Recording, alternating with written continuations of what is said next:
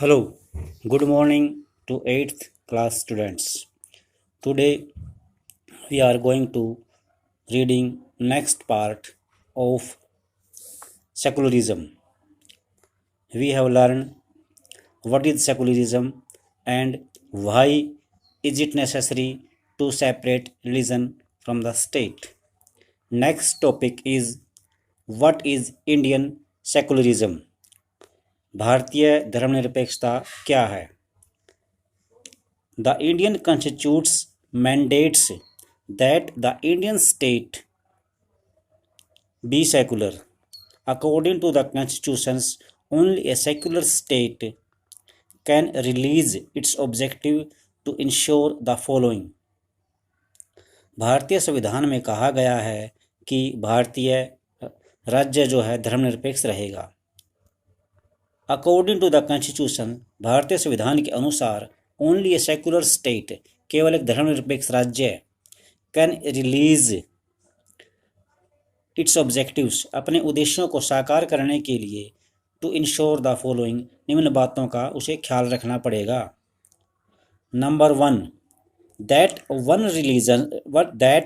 One religious community does not dominate another, कि कोई भी एक धार्मिक समुदाय किसी दूसरे धार्मिक समुदाय को दबाएगा नहीं, अर्थात उन पर हावी नहीं होगा. Number 2, that some members do not dominate other members of the same religious community, अर्थात एक ही समुदाय के लोग, एक ही धर्म को मानने वाले लोग उसी धर्म के अन्य लोगों को न दबाएं.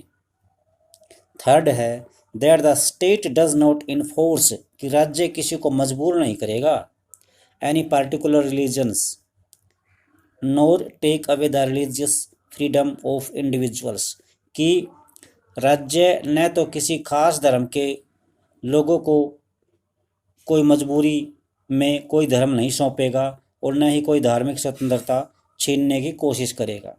किसी भी व्यक्ति की धार्मिक स्वतंत्रता नहीं छीनेगा. तो ये 3 बताए गए हैं पॉइंट्स अबाउट इंडियन सेकुलरिज्म के बारे में. Next paragraph, the Indian state works in various ways to prevent the above dominions, भारतीय राज्य इन सब के विरोध को रोकने के लिए या इन सब के दबदबे को रोकने के लिए निम्न प्रकार से या कई प्रकार से काम करता. फर्स्ट, पहला क्या है, it uses A strategy of distancing itself from religion. पहला तो ये है कि वह अपने आप को धर्म से दूर रखता है. अपने आप को मतलब अपने यानी राज्य का कोई धर्म नहीं है, सीधा सा मतलब ये है.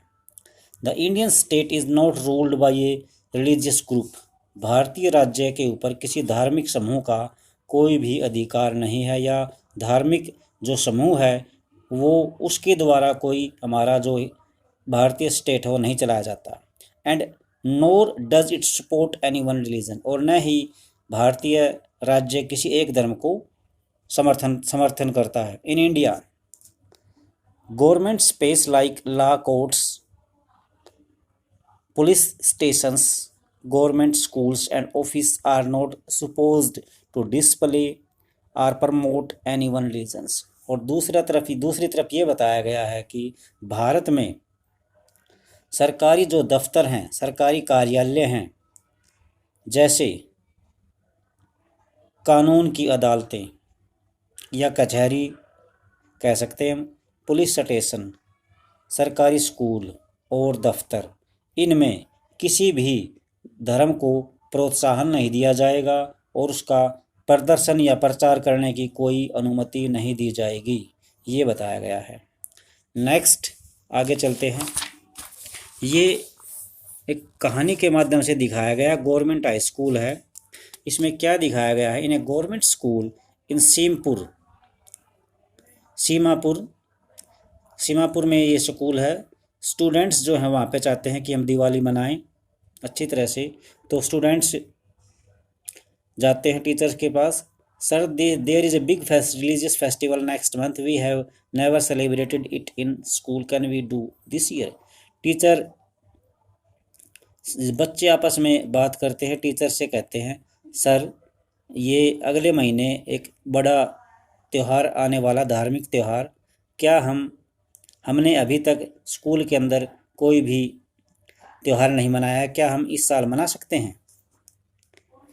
फिर यहाँ पर टीचर कहता है आई एम अफ्रेड, मुझे डर है, दैट इज़ नॉट पॉसिबल, कि यह संभव नहीं है।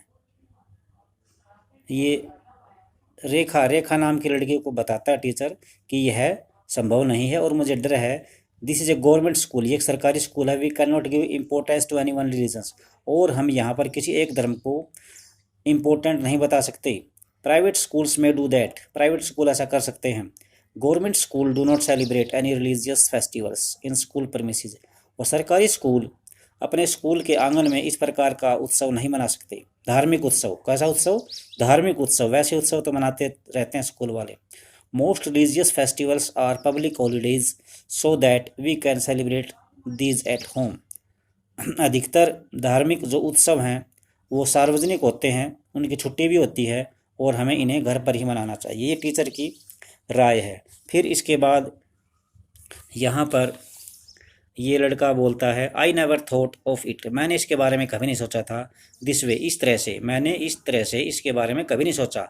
आई guess we can always celebrate it outside school, मैंने ये अंदाज़ा लगाया कि हम इसे स्कूल से बाहर ही मनाएंगे। वी कैन ऑलवेज, हम हमेशा मनाते हैं, celebrate it outside school, school से बाहर। Anyway we are planning to celebrate in our locality, कोई बात नहीं, हम इसे अपने स्थानीय लोगों के बीच में ही मनाएंगे। तो ये वही बात बता रखी है कि सरकारी जो स्कूल होते हैं, सरकारी संस्थाएं जो अभी पीछे लाइन आई थी, वो ये परमिशन नहीं देती कि किसी खास धर्म को बढ़ावा दिया जाए। In the above story board, इस जो ऊपर की कहानी बताई गई है, the celebration of the religious festival within the school would have been a violation the government's policy of treating all religious equal. ये जो ऊपर एक धार्मिक उत्सव स्कूल के अंदर मनाने की बात कही गई है, ये अगर मनाने दिया जाता तो एक सरकार की जो नीति है उसका उल्लंघन होता, और सरकार जो सभी धर्मों को समान रूप से मानती है उसकी अवहेलना होती। Government school can not promote any one religion, सरकारी स्कूल किसी एक धर्म को बढ़ावा नहीं दे सकते। Either in the morning prayers or throughout the religious celebrations, न तो वे सुबह की जो प्रेयर होती है उसमें इस ऐसी कोई बात कर सकते हैं और न ही सारा धार्मिक कोई उत्सव मना सकते हैं। This rule does not apply to private school, और ये जो नियम है ये प्राइवेट स्कूलों पर लागू नहीं होता। तो सरकारी स्कूल के लिए ये कंडीशन है कि आप ऐसा नहीं कर सकते। Next paragraph we are going to read the second way in which Indian secularism workers to prevent the above dominion is through a strategy of non interference. दूसरा तरीका इसका ये है कि धार्मिक वर्चस्व, धार्मिक दबदबे को रोकने के लिए भारतीय धर्मनिरपेक्षता का दूसरा तरीका है हस्तक्षेप की नीति। ये क्या लिख रखा है? नॉन इंटरफेरेंस, हस्तक्षेप, इसका मतलब होता है हस्तक्षेप की नीति। दूसरा जो तरीका है वो है नॉन इंटरफेरेंस। दिस मीन्स, इसका क्या अर्थ है? In order to respect the sentiments, यानी भावनाएं, of all religions and not interfere with religious practice. इसका अर्थ ये है कि सभी धर्मों की भावनाओं का सम्मान किया जाए और धार्मिक क्रियाकलापों में, धार्मिक जो एक्टिविटी होती है उसमें कोई दखलंदाजी न करे। कोई भी, किसी भी धर्म का व्यक्ति, सभी को स्वतंत्रता है दूसरे के धर्म में दखलंदाजी न करे कि उन्हें ऐसा करना चाहिए, ऐसा नहीं करना चाहिए। The state make certain exceptions for particular religious communities, और राज्य कुछ खास धार्मिक समुदायों को कुछ विशेष छूट देता है। ये छूट के बारे में बता रखा है यहाँ पर। A group of friends who have recently bought scooters, यहाँ पर एक मित्रों का समूह है जिन्होंने में से एक ने अभी अभी नया स्कूटर खरीदा है, are meeting to go to a ride together. वे स्कूटर से एक सैर पर जाने वाले हैं। Hey, I hope you have a helmet. मैं ओ मुझे तुम्हारे पास I hope you have helmet, तुम्हारे पास एक हेलमेट है। You know the law in Delhi requires that you wear one. Delhi में सबको हेलमेट पहनना पड़ता है, जैसा कि तुम पहने हुए हो। Why are not you wearing a helmet, तुम हेलमेट क्यों नहीं पहने हुए हो। Do you want to be fined, क्या तुम्हें जुर्माना नहीं होगा, क्या तुम्हें जुर्माना देने का शौक है। क्योंकि ये लड़का सरदार है तो ये क्या कहता है, don't worry I will not be find, चिंता मत करो मुझे कोई कष्ट नहीं है या मुझे जुर्माना नहीं देना पड़ेगा। फिर hey Paramjit, why would not you be fined, ये कहता है परमजीत अर्थात सरदार जी को कहता है कि आपको जुर्माना क्यों नहीं देना पड़ेगा। अब ये कहता है फॉर सिक्स, सिखों के लिए वियरिंग ए पगड़ी इज़ वेरी इंपॉर्टेंट, लेकिन पगड़ी पहनना बहुत ज़रूरी होता है, जो कि हमारे धर्म का एक हिस्सा है, part of our religion. The government can not force me to wear a helmet, सरकार मुझे हेलमेट पहनने के लिए मजबूर नहीं कर सकती। अब देखो नीचे, in the above story board Paramjeet, ऊपर की कहानी में परमजीत नाम का जो लड़का है वो सिख समुदाय से है और युवा है। Does not have to wear a, क्या है, does not have to wear a helmet, उसे हेलमेट पहनने की आवश्यकता नहीं है।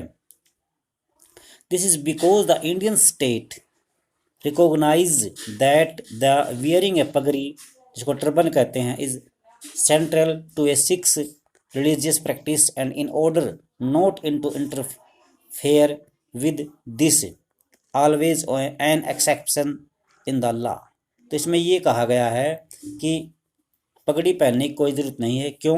क्योंकि कारण ये है कि भारतीय राज्य इस बात की मान्यता देता है या पहचान देता है कि पगड़ी पहनना सिख धर्म की प्रथाओं के खिलाफ है। सिख धर्म की प्रथाओं के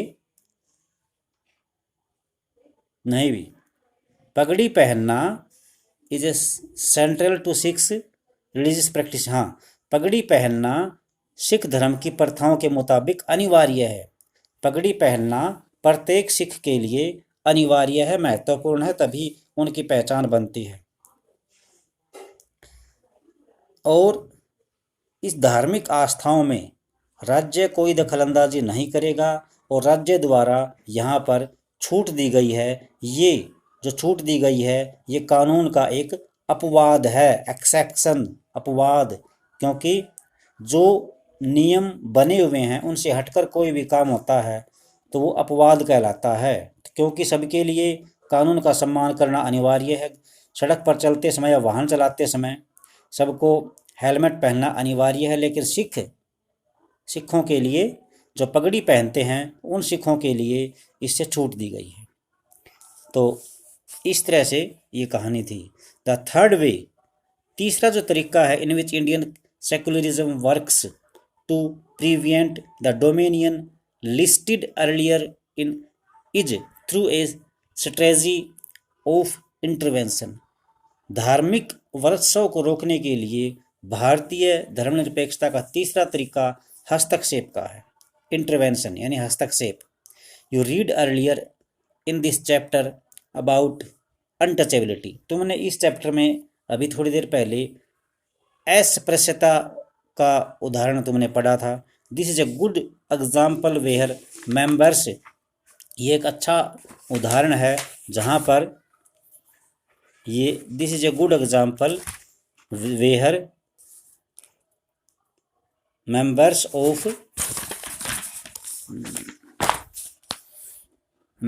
ऑफ द सेम रिलीजन्स, यानी उसी धर्म के लोग, यानी अपर कास्ट जिसको हिंदू बोलते हैं, डोमिनेट अदर मेंबर्स, दूसरे धर्म के लोगों पर दबदबा बनाए रखते हैं, अर्थात नीची जाति वाले लोगों पर। Within it, in order to prevent this religion based exclusion, इस धर्म आधारित भेदभाव या बेदखली को रोकने के लिए कुछ आवश्यक और इस in order to prevent this religion based exclusion and discrimination, इस धर्म आधारित बेदखली और भेदभाव को रोकने के लिए ऑफ लोअर कास्ट नीची जातियों के द इंडियन कॉन्स्टिट्यूशंस भारतीय संविधान ने बैन्स कर दिया है, किसको प्रतिबंध कर दिया है, अनटचेबिलिटी को। यानी लोअर कास्ट का जो अपमान होता था इसके लिए उन्होंने जो अस्पृश्यता का जो कुप्रथा थी इसको बैन कर दिया, प्रतिबंधित कर दिया है।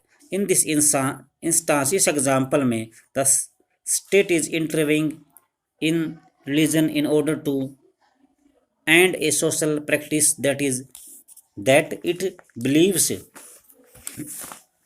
that it believes discriminates and excludes and that violate the fundamental rights of lower caste who are citizen of this country।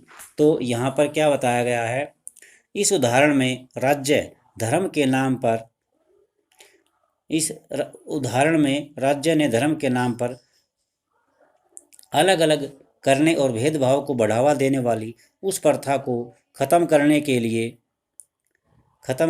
लिए धर्म में हस्तक्षेप किया है, जो निचली जातियों के लोगों के मौलिक अधिकारों का हनन करता है, क्योंकि वे भी they are citizen of this country, वे इस देश के नागरिक भी हैं। Similarly to ensure that relating to equal inheritance rights are respected, the state may have to intervene in the religion-based personal laws of the communities। इसी तरह माँ बाप की संपत्ति में भी बराबर हिस्से के अधिकार का सम्मान करने के लिए राज्यों को समुदायों के धर्म पर आधारित निजी कानून में भी हस्तक्षेप करना पड़ता है। तो ये बताया गया है यहाँ पर, इसको आप इतना ही आज तक के लिए पढ़ लेना। हमारा जो चैप्टर पढ़ने का जो उद्देश्य है वो तब पूरा होगा जब आप इसको अच्छी तरह से पढ़ेंगे घर पर। ये नहीं कि जिस दिन पढ़ाने का काम दिया है उस दिन आप काम ही ना देखें, तो इसको पढ़ेंगे तब आपको ज़्यादा नॉलेज होगी। और जो वर्ड मीनिंग नहीं आते हैं समझ में वो मेरे को बता देना, अभी तो वही वर्ड चल रहे हैं जो साथ में कोई नया नहीं आया है। तो आज का काम आपके लिए यहीं तक, नेक्स्ट कल होगा और कल लगभग ये लास्ट डे होगा, इसको ख़त्म कर देंगे। Thanks a lot for this.